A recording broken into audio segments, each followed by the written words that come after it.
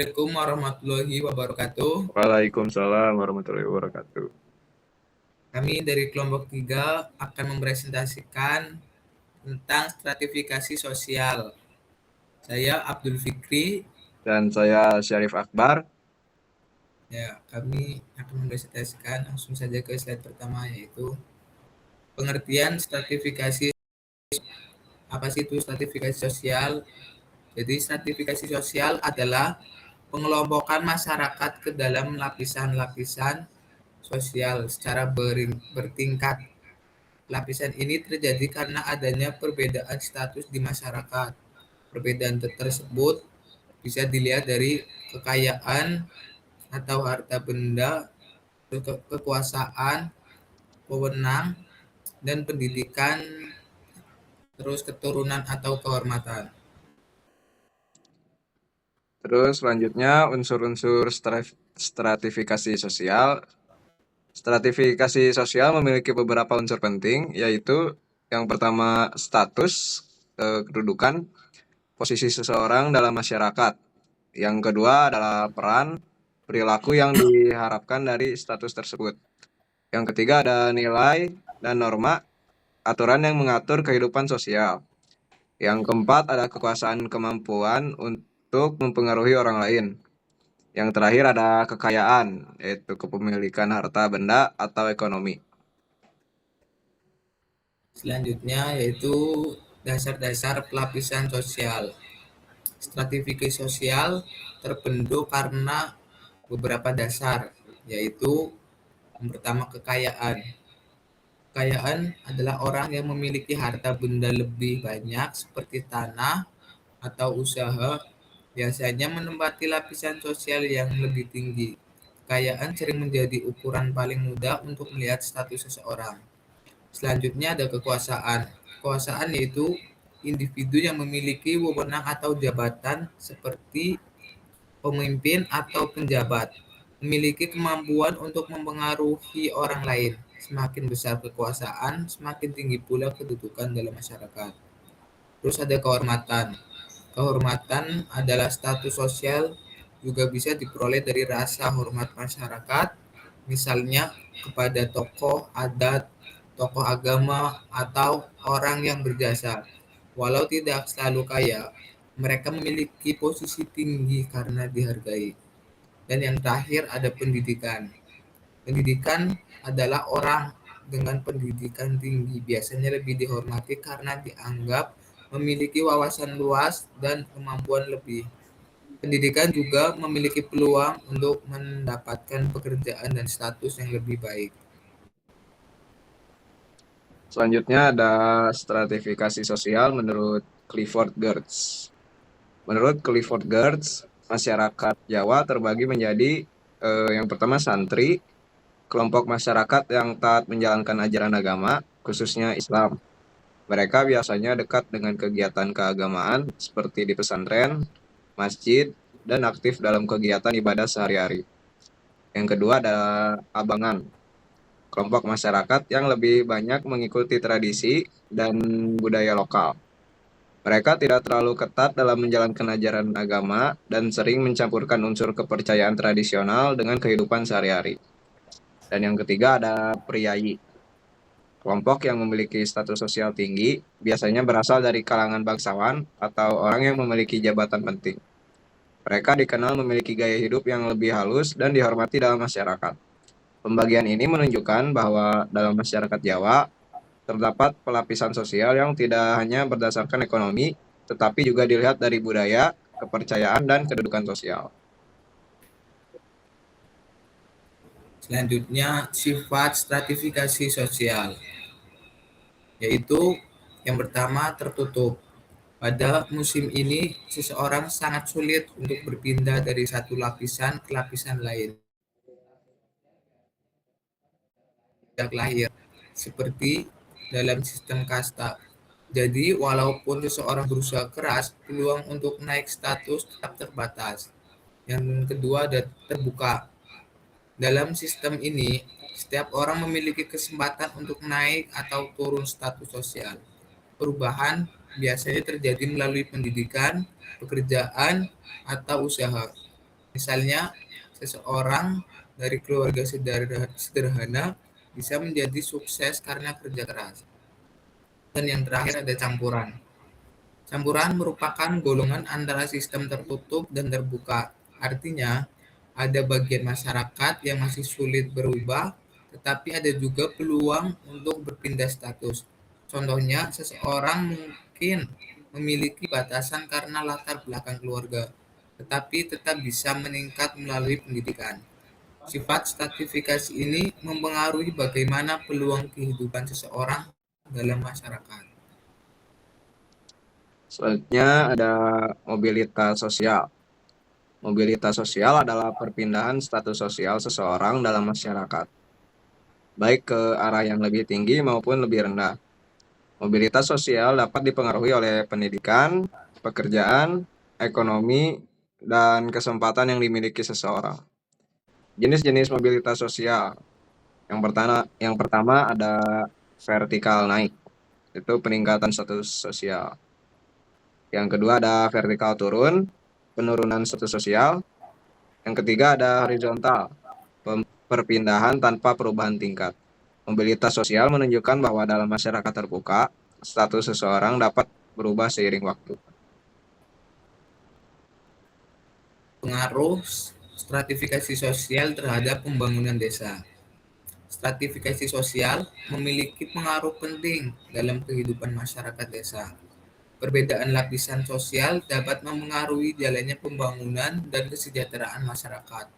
Beberapa pengaruhnya antara lain kesempatan pendidikan dan pekerjaan, yaitu kelompok atas biasanya lebih mudah mendapatkan akses pendidikan dan pekerjaan, sedangkan kelompok bawah lebih terbatas.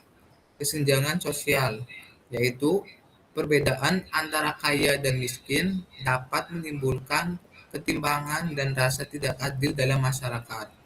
Partisipasi masyarakat, yaitu tidak semua kelompok memiliki yang sama untuk ikut serta dalam pembangunan desa.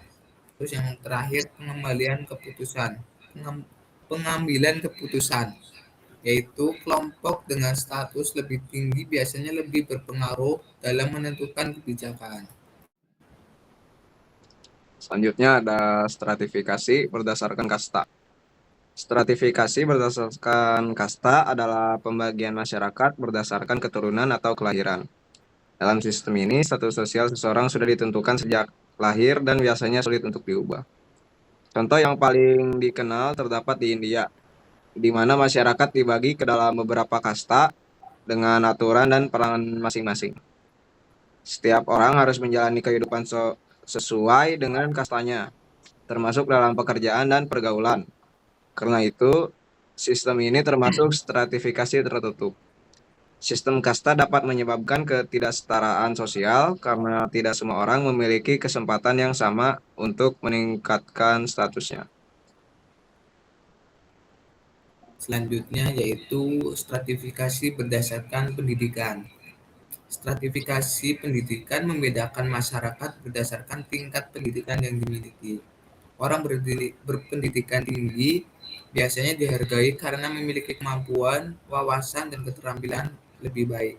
Mereka cenderung mendapatkan pekerjaan dan penghasilan lebih tinggi, serta sosial yang lebih luas. Pendidikan juga menjadi cara utama untuk meningkatkan status sosial.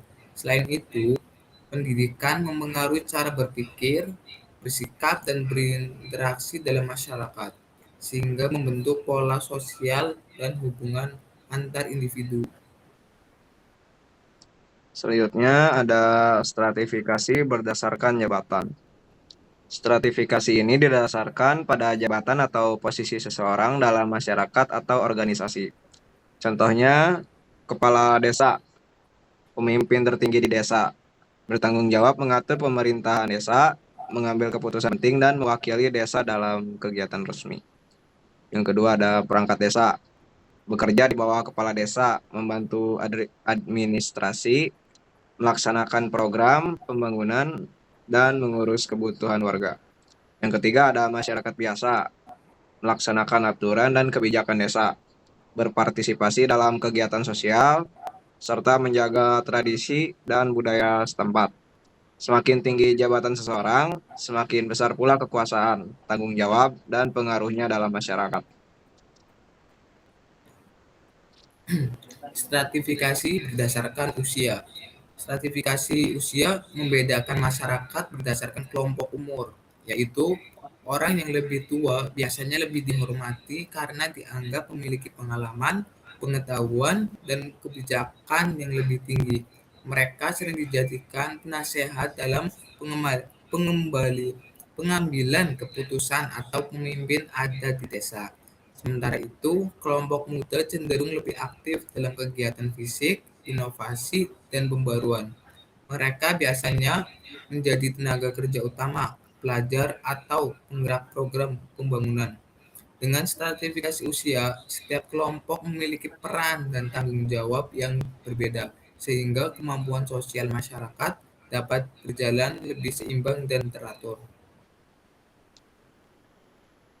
Stratifikasi berdasarkan jenis kelamin. Stratifikasi berdasarkan jenis kelamin membedakan peran laki-laki dan perempuan dalam masyarakat. Perbedaan ini dapat terlihat dalam yang pertama, kesempatan kerja. Laki-laki dan perempuan kadang memiliki peluang berbeda dalam pekerjaan tertentu. Yang kedua, kedudukan dalam keluarga. Laki-laki sering dianggap kepala keluarga, sedangkan perempuan memegang peran rumah tangga atau pengasuhan anak. Yang ketiga, ada peran sosial dalam masyarakat. Laki-laki dan perempuan mungkin memiliki peran yang berbeda dalam organisasi, kegiatan adat, atau pengambilan keputusan komunitas. Namun, perkembangan zaman membawa kesetaraan gender, sehingga perbedaan peran ini semakin berkurang. Banyak perempuan kini memiliki posisi tinggi dalam pekerjaan, pemerintahan, maupun kegiatan sosial. Sementara laki-laki juga mulai aktif dalam peran domestik. Stratifikasi ini menunjukkan bagaimana masyarakat menetapkan peran berdasarkan gender, tetapi juga memberi ruang bagi perubahan seiring waktu. Stratifikasi berdasarkan suku.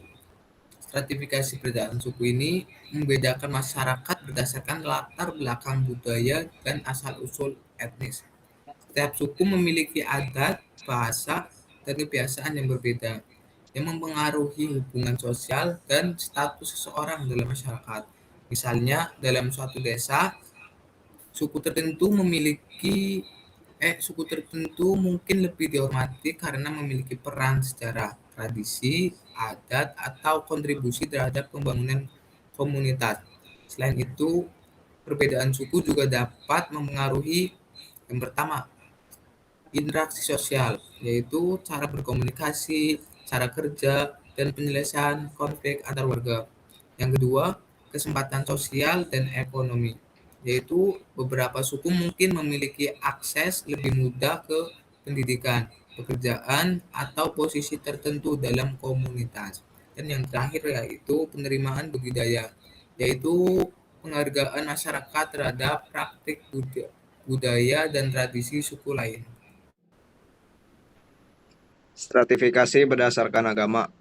Perbedaan agama dapat mempengaruhi interaksi sosial, pola kehidupan, dan peran seseorang dalam komunitas. Misalnya, dalam beberapa kegiatan masyarakat, kelompok agama tertentu mungkin lebih dominan dalam pengambilan keputusan atau kepemimpinan lokal. Selain itu, stratifikasi agama juga bisa mempengaruhi yang pertama tradisi dan kebiasaan. Setiap agama memiliki aturan, ritual, dan nilai yang mempengaruhi kehidupan sehari-hari. Yang kedua ada jaringan sosial. Orang cenderung berinteraksi lebih dekat dengan mereka yang seagama, yang mempengaruhi status dan posisi sosial. Yang ketiga, penghormatan dan pengakuan. Tokoh agama atau pemimpin komunitas keagamaan sering dihormati, status ekonomi mereka tidak tinggi. Dengan stratifikasi agama, terlihat bahwa keyakinan tidak hanya membentuk spiritualitas, tetapi juga dapat mempengaruhi struktur sosial dan hubungan antar individu dalam masyarakat. Kesimpulan, yaitu yang pertama, stratifikasi sosial adalah pelapisan masyarakat berdasarkan status, jabatan, pendidikan, kekayaan, usia, jenis kelamin, suku, dan agama. Yang kedua, sistem stratifikasi biasanya tertutup, terbuka, atau campuran, mempengaruhi peluang seseorang dalam kehidupan sosial. Dan yang ketiga, stratifikasi berdampak pada hubungan sosial, kesempatan, dan pembangunan masyarakat baik di kota. Terus yang keempat, pendidikan, jabatan, ekonomi, dan budaya adalah faktor utama yang dapat meningkatkan atau menurunkan status sosial. Dan yang kelima yaitu memahami stratifikasi sosial penting untuk menciptakan masyarakat yang adil, harmonis, dan struktur sekaligus meminimalkan ketimpangan dan konflik. Baik, apakah ada pertanyaan? Silakan. Komen. Ya, mungkin itu saja yang dapat kami sampaikan dari kelompok 3. Kurang lebihnya mohon maaf. Wassalamualaikum warahmatullahi wabarakatuh. Waalaikumsalam.